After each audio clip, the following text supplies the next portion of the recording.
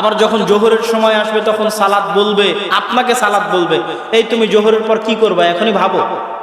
এটা হচ্ছে আপনাকে সালাত আপনাকে রিমাইন্ড করছে। আর আপনি যদি ওই ক্যারাম বোর্ড খেলতে থাকছেন, জুয়া খেলতে থাকছেন, কখন জোহর থেকে আসর হয়ে গেছে, আসর থেকে মাগরিব হয়ে গেছে, মাগরিব থেকে ইশা হয়ে গেছে, দিন পার হয়ে গেছে, আপনি বুঝতে পারেননি।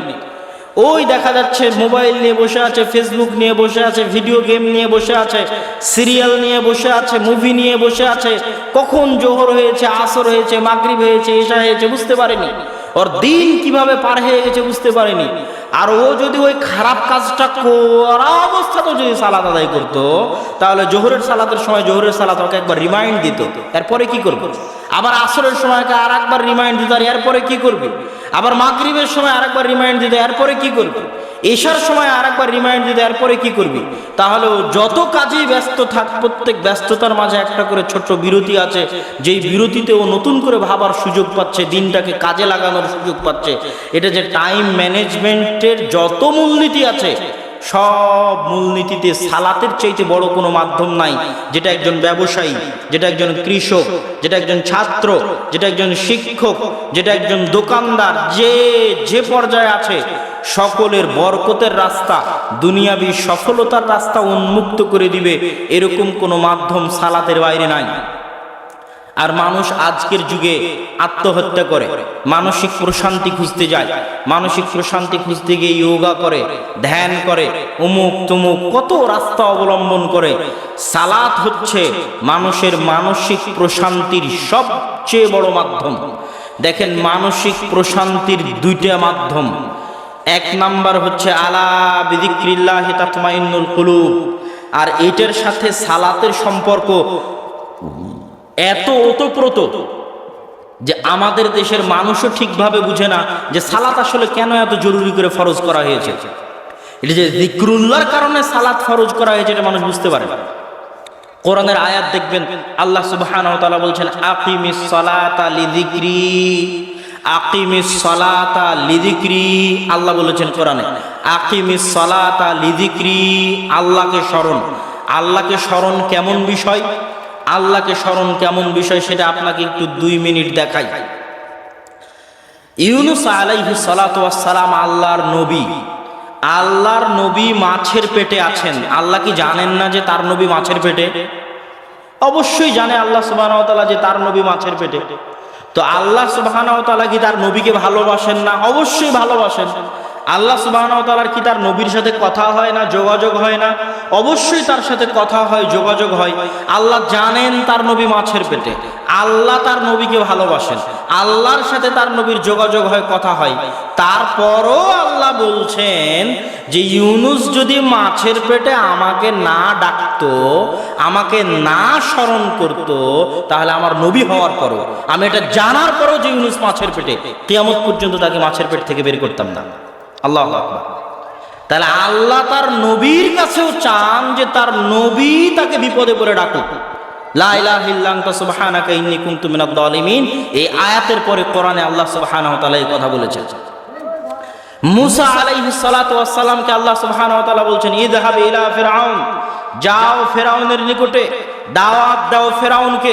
মুসা আলাইহিস সালাতু ওয়াস সালাম উজুহাত আল্লাহর সামনে পেশ করলেন। মুখ পুড়ে গেছে, কথা ভালো করে বলতে পারি না, আমার ভয় হয় আমার সাথে একজন পরামর্শ দানকারী দেন, যাতে সে আমাকে পরামর্শ দিতে পারে এবং আমার জন্য শক্তি হিসেবে কাজ করে। যখন মুসা আলাইহিস সালাতু ওয়াস সালাম আল্লাহকে বললেন যে আমার জিহ্বা কাজ করে না, তখন আল্লাহ চাইলে সাথে সাথেই মুসা আলাইহিস সালাতু ওয়াস সালামের জিহ্বা ঠিক করে দিতে পারতেন। আল্লাহ জানছেন যে মুসার জিহ্বা এতদিন থেকে পুড়ে আছে, এতদিনেও আল্লাহ মুসা আলাইহিস সালামের জিহ্বা ঠিক করে দেননি। যখন মুসা আলাইহিস সালাতু ওয়াস সালাম বলছেন আমার জিহ্বায় সমস্যা, তখনও আল্লাহ সুবহানাহু ওয়া তাআলা মুসা আলাইহিস সালামের জিহ্বা ঠিক করে দেননি।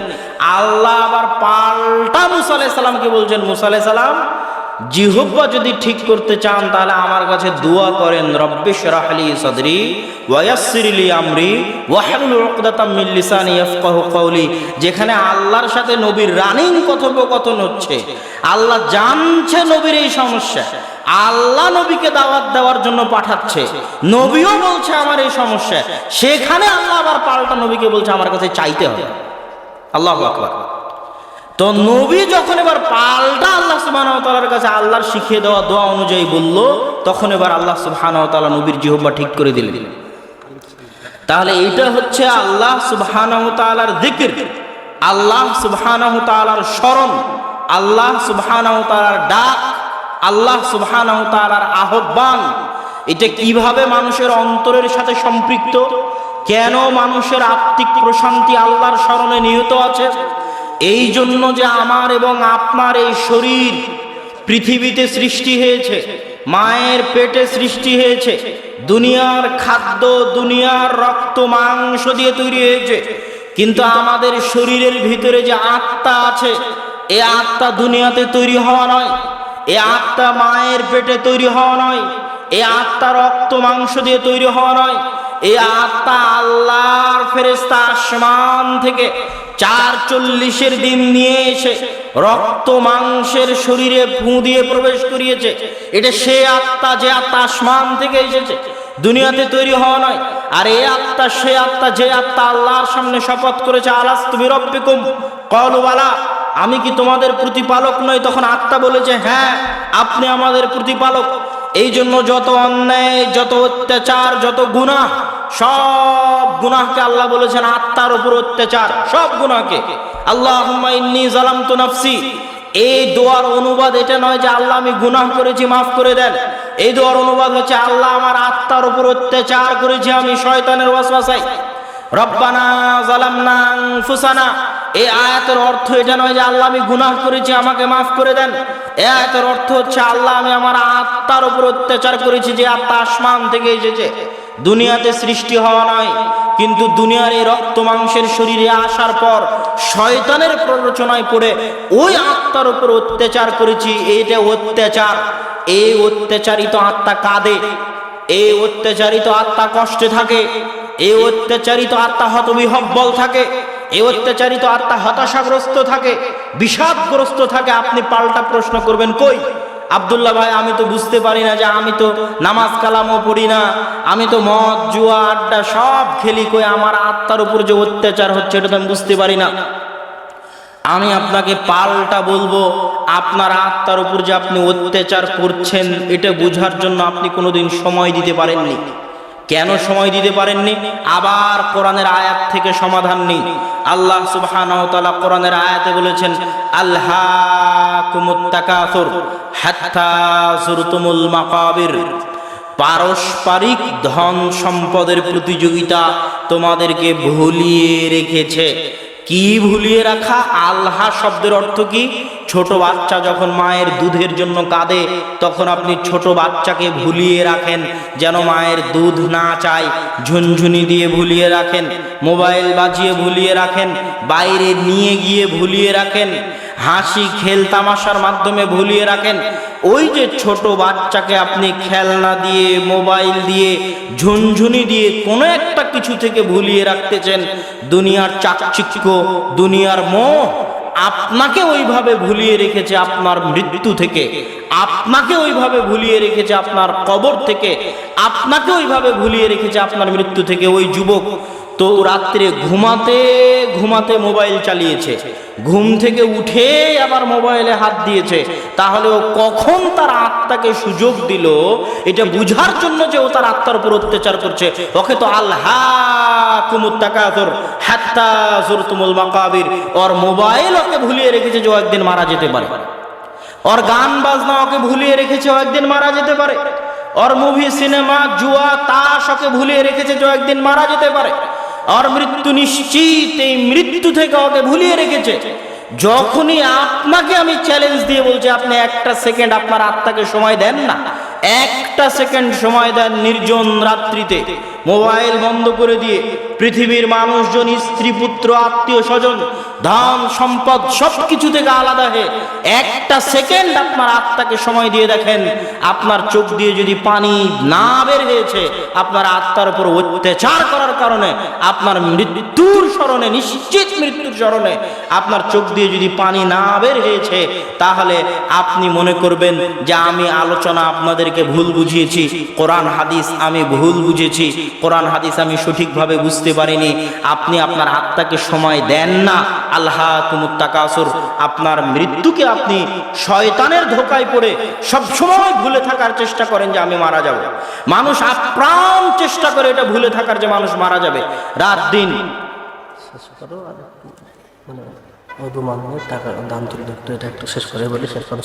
রাত দিন মানুষের আমি আমার আলোচনার শেষের দিকে চলে এসেছি। আমি বলছিলাম যে আত্মার খোরাক হচ্ছে সালাত। তো সালাতের ক্ষেত্রে আল্লাহ সুবহানাহু ওয়া তাআলা বলছে আতিমিস সালাত লিযিকরি, সালাত আদায় করবে আমাকে স্মরণ করার জন্য। কি জন্য? দিনে রাতে 24 ঘন্টায় আমি চাইতাম মানুষ তুমি 50 বার আল্লাহকে স্মরণ করো। তো 50 বার যদি স্মরণ না করতে পারো, অন্তত পক্ষে 5 বার আল্লাহকে স্মরণ করতে হবে। অন্তত পক্ষে 5 বার আল্লাহ সুবহানাহু ওয়া তাআলাকে স্মরণ করতে হবে। এটা মানুষের উপর ফরজ, মানুষের উপর জরুরি, মানুষের উপর ওয়াজিব। সম্মানিত উপস্থিতি, সালাতের আলোচনার শেষের দিকে এসে বলবো সালাতের শেষ বৈশিষ্ট্য হচ্ছে আসমানের নিচে জমিনের উপরে আল্লাহর নিকটে দোয়া চাওয়ার, আল্লাহর নিকটে প্রার্থনা করার, আল্লাহর নিকটে সাহায্য চাওয়ার। সালাতের চাইতে বড় কোনো মাধ্যম নেই, সালাতের চাইতে উত্তম কোনো মাধ্যম নেই, সালাতের চাইতে শ্রেষ্ঠ কোনো মাধ্যম নেই। আল্লাহর নিকটে দোয়া চাওয়ার সবচেয়ে বড় মাধ্যম হচ্ছে সালাত। এই জন্য রাসূল সাল্লাল্লাহু আলাইহি ওয়াসাল্লাম বৃষ্টি চাওয়ার জন্য সালাতের ব্যবস্থা করলেন।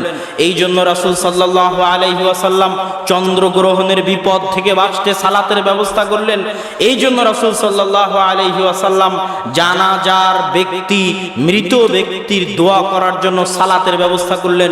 প্রত্যেকটা পর্বে দেখবেন সালাতের ব্যবস্থা। মারিয়াম আলাইহাস সালাতু ওয়াস সালামকে দেখে জাকারিয়ার সন্তানের ইচ্ছা হলো, সন্তানের জন্য দোয়া করবেন, সালাতে দাঁড়িয়ে গেলেন।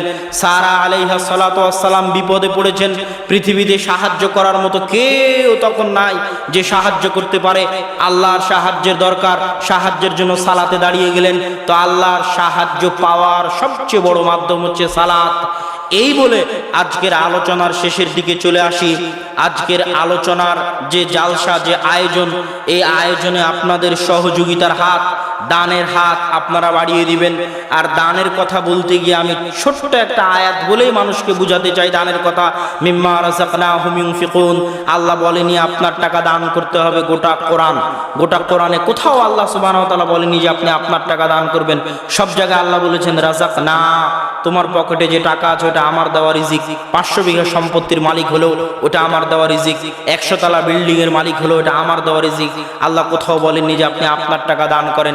রাযাকনা মিম্মা রাযাকনাহুম ইউনফিকুন, আমরা রিজিক হিসেবে দিয়েছি, আমি আল্লাহ আমার দেওয়া রিজিক, ওই রিজিক থেকে আমার রাস্তায় দান করো, আমি তোমার ধন সম্পদ আরো বাড়িয়ে দিব। তো আপনাদের মধ্যে যারা যাবে রুমাল হাতে করে আপনারা তাদের সহযোগিতা করার চেষ্টা করবেন। আলোচনার শেষের দিকে এসে কয়েকটি দাওয়াত আপনাদের উদ্দেশ্যে। এক, আল জামিয়া সালাফিয়া রূপগঞ্জ নারায়ণগঞ্জে আগামী 3-4 মার্চ সালাফি কনফারেন্স, সেখানে আপনাদের উপস্থিত হওয়ার জন্য আহ্বান। দ্বিতীয়ত, আপনাদের থেকে দিনাজপুর খুব বেশি দূরে হবে বলে আমার ধারণা নয়। উত্তরবঙ্গের জন্য, রংপুর বিভাগের জন্য একটা শিক্ষার প্রাণ কেন্দ্র গড়ে উঠুক, এই জন্য আমরা দিনাজপুর, তেঘরা, বিরলে প্রায় 10 থেকে 12 বিঘা জমির উপর আল জামিয়া সালাফিয়ার উদ্বোধন এবং সালাফি কনফারেন্স 11ই মার্চ শুক্রবার জুমার খুতবা দিয়ে শুরু হবে। রূপগঞ্জ নারায়ণগঞ্জে যেতে না পারলেও আপনাদের নিকটে উদাত্ত আহ্বান থাকবে যে অবশ্যই দিনাজপুরের এই সম্মেলনে আপনারা অংশগ্রহণ করার চেষ্টা করবেন, এটা আপনাদের নিকটে দাওয়াত থাকলো। আর আজকে যদি বই পুস্তক, মাসিক আল ইতিসাম এগুলো সম্ভবত স্টলে আজকে বিক্রি হবে না। হাতের বামে বইয়ের স্টল আছে, বইয়ের দোকান দেওয়া আছে, সেখানে আপনারা পাবেন। বিশেষ করে নতুন কয়েকটি বই আছে, যেমন পোশাক, পোশাক পরিচ্ছদের নিয়ম কানুন, সাজসজ্জার নিয়ম কানুন, কেমন পোশাক পুরুষে পরবে, কেমন পোশাক নারীতে পরবে, এর বিধিবিধান সংক্রান্ত বই, পোশাক, নতুন বই। তারপরে নতুন বই হচ্ছে রাসূল সাল্লাল্লাহু আলাইহি ওয়াসাল্লামের সালাত এবং প্রচলিত সালাত, রাসূল সাল্লাল্লাহু আলাইহি ওয়াসাল্লামের সালাত বনাম প্রচলিত সালাত। এই বইটাও নতুন প্রকাশিত হয়েছে, সালাতের উপর সহজ সাবলীল সাধারণ জনগণের বোধগম্য ভাষায় লিখিত বই।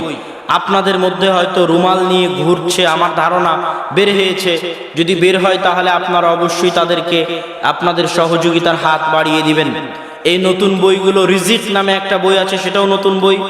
আর যদি কোনো বই না নিয়ে যেতে পারেন তাহলে মাসিকালে ইতিসাম ছাড়া যাওয়া হবে না, মাসিকালে ইতিসাম নিয়ে যেতে হবে। এটা আপনাদের ঈমানি নৈতিক দায়িত্ব ও কর্তব্য। এই বলে আমি আমার আজকের সালাতের উপর সংক্ষিপ্ত আলোচনা এখানেই শেষ করছি। ওয়া আখিরু দাওয়ানা আনিল হামদুলিল্লাহি রাব্বিল আলামিন। আসসালামু আলাইকুম ওয়া রাহমাতুল্লাহি ওয়া বারাকাতুহু।